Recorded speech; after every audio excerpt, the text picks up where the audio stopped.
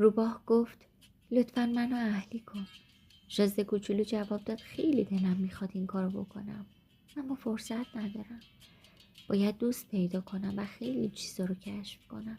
روباه گفت هر کس فقط چیزایی رو که اهلی کرده میشناسه. آدم ها اونقدر وقت ندارن که همه چیزو بشناسن.